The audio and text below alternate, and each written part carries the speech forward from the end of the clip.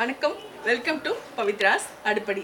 இன்னைக்கு நம்ம பார்க்க போகிறது பச்சை மாங்காய் ஊறுகாய், avvakai ஊறுகாய்னு சொல்லுவாங்க. இது ரொம்ப ஹைதராபாத் பக்கம் தான் இது ரொம்ப ஃபேமஸ். இது பச்சை மாங்காய் ஊறுகாய் எப்படி செய்யுதுன்னு பார்ப்போம். எங்கள் வீட்டு மரத்துலேயே நிறைய மாங்காய் காய்ச்சிருக்கு. நம்ம அப்படியே அறுத்து இன்னைக்கு ஃப்ரெஷ்ஷாக எப்படி செய்யுதுன்னு பார்ப்போம். வாங்க போகலாம். மாங்காய் நிறைய காய்ச்சிருக்கு. நம்ம மாங்காவை பிரிச்சுக்கலாம்.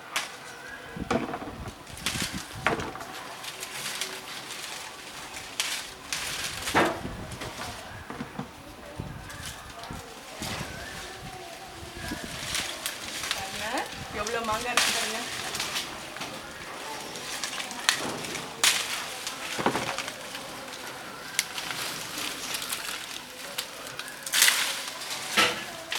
இப்போ மாங்காவை பிரிச்சுட்டு போயிட்டு எப்படி செய்யுதுன்னு பார்ப்போம்.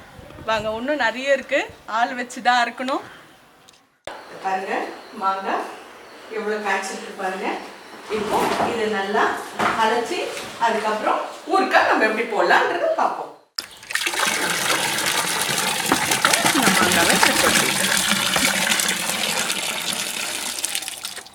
மாங்காவை நல்லா கழுவிக்கங்க. கழுவிட்டு ஈர துணியில் ஒத்தி எடுத்துட்டு அதுக்கப்புறம் அரிஞ்சிக்கலாம். நம்ம இப்போ பாருங்க, நம்ம அரிஞ்சது நான் மொத்தம் எடுத்துக்கல, ஒரு 10 கிலோ இருக்கும் இது மாங்காய். இந்த மாதிரி துண்டு துண்டு அரிஞ்சிக்குங்க. தண்ணி இருக்கக்கூடாது, நல்லா தொடச்சிடுங்க. ஒரு துணியில் போட்டு கொஞ்சம் நேரம் காத்தாரட்டோன்ட்டு. அதுக்கப்புறமா நான் ஒரு 1/2 கிலோ வெறும் மிளகாத்தூள் எடுத்திருக்கேன். இப்போ பாருங்க, 1/2 கிலோ வெறும் மிளகாத்தூள் எடுத்திருக்கேன். 10 கிலோவுக்கு நான் 1/2 கிலோ எடுத்திருக்கேன். 200 கிராம் கடுகு தூளாகவே சும்மா லைட்டாக வறுத்துட்டு 200 கிராம் எடுத்திருக்கேன். இதையும் போட்டுடுங்க. ஒரு 25 கிராம் வெந்தயம் எடுத்திருக்கேன். அது நீங்களும் வறுத்து தூள் பண்ணி அதையும் அரைச்சிக்குங்க. வெந்தயம் நிறைய வேணாம், கொஞ்சம் கசப்பு தட்டிடும் அப்புறமா.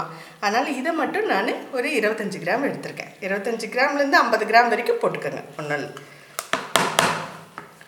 ஒரு கப்பு பெருங்காயத்தூள், சோடா மாவுன்ட்டு பெருங்காயத்தூள் ஒரு கப்பு போட்டுக்கோங்க. இப்போது இதை நம்ம நல்லா உப்பு போட்டு நல்லா கலந்துடுங்க. அவங்கவுங்களுக்கு உப்பு எவ்வளோ இருக்குதுன்னு பார்த்துக்குன்னு அதுக்கப்புறம் கூட போட்டுக்கோங்க. இப்போ இதை இப்படி நல்லா கலந்துடலாம்.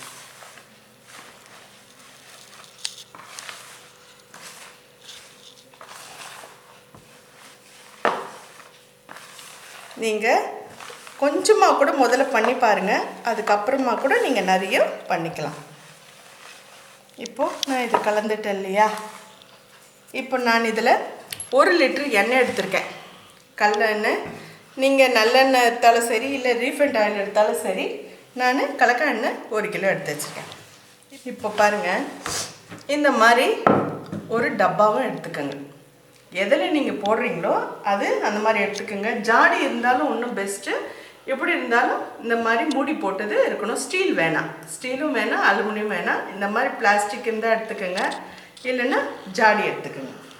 இப்போது இந்த பாருங்கள், இந்த மாங்காவை எண்ணெயில் போடுங்க.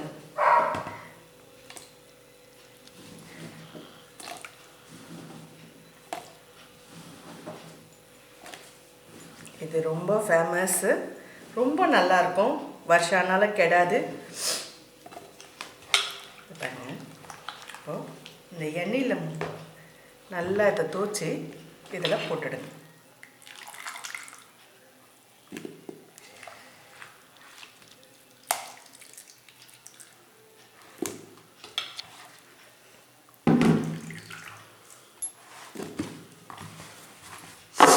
எண்ணெயில் நீங்கள் தோச்சிட்டிங்கன்னா அந்த மசாலா மொத்தம் உங்களுக்கு இந்த மாதிரி ஃபுல்லாக உங்களுக்கு அது மேலே அந்த மசாலா நல்லா ஒட்டிக்கும்.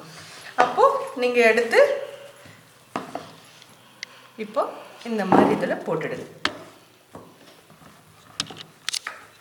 நீங்கள் வேறு எதுவும் பண்ண வேணாம். இந்த மசாலாவில் போட்டு நீங்கள் எதில் டப்பாவில் போடுறீங்களோ அந்த டப்பாவில் போட்டு மூடிவிடுங்க. நல்லா உளுத்துக்குங்க. அது ஒட்டுறது வரைக்கும் போதும். இப்படி போடுங்க. இதை பாருங்கள், இப்போது எல்லாத்தையும் நம்ம அந்த மாதிரி பசிஞ்சு நான் எல்லாம் போட்டுட்டேன்.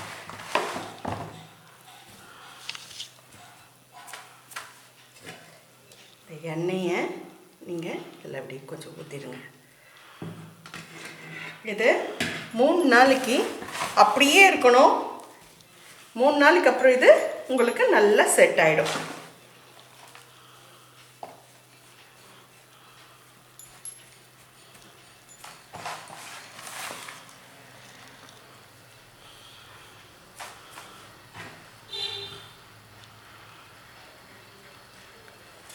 மற்ற எண்ணெயும் இதில் ஊற்றிடுங்க.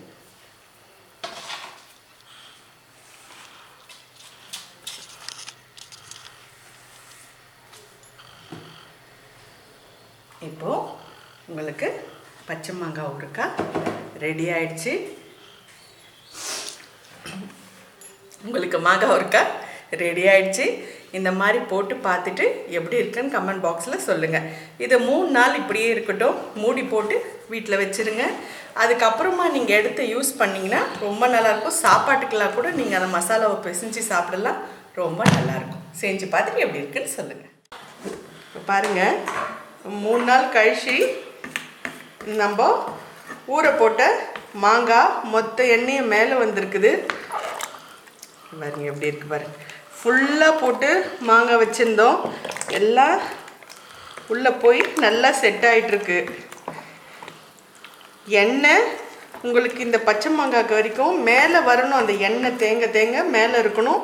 அதே சமயம் உப்பும் நிறைய இருக்கணும். அப்போ தான் கெட்டு போகாது இருக்கும். உங்களுக்கு வருஷம்னா கூட கெட்டு போகாது. பாருங்கள், நல்லா ஊறிச்சு, சூப்பராக ஆயிடுச்சு பாருங்க. மாங்காய்க்கு பிடிச்சிருந்தா லைக் பண்ணுங்கள், ஷேர் பண்ணுங்கள், சப்ஸ்கிரைப் பண்ணுங்கள். தேங்க்யூ.